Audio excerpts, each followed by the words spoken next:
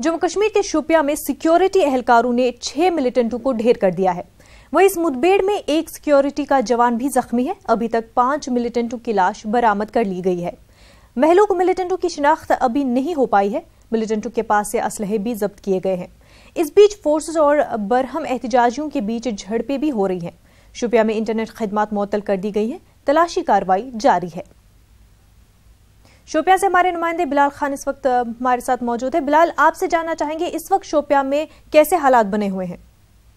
देखिए मुनाज़ा, ये एनकाउंटर देर रात 1:30 बजे शुरू हुआ। तो इसमें अभी तक जो हमारे पास जो तफसीलात है वो यही है कि 6 मिलिटेंट मारे गए। ताहम अभी तक जो डेड बॉडीज मिलिटेंटों की रिकवरी वो 5 मिलिटेंटों की डेड बॉडीज रिकवर हुई है। ताहम उनकी शिनाख्त अब तक नहीं हुई है।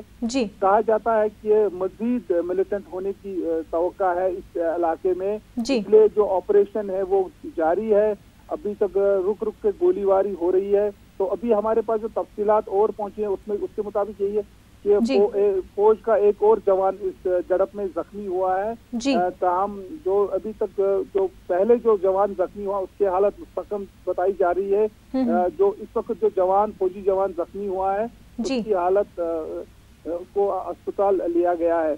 तो अभी जो आस पड़ोस के जो इलाके हैं उनमें झड़पें जारी है। कोशिश जो मुश्तइल हुजूम है वो कोशिश कर रहा है कि एनकाउंटर साइट की तरफ आने के, तो उनको मुंतशिर करने के लिए आंसू गैस के गोले दागे जा रहे हैं। जी बिलाल, कुछ अपराध के जख्मी होने की भी इत्तला है। जी बिलाल, बहुत बहुत शुक्रिया आपका तफसीलात फराहम करने के लिए।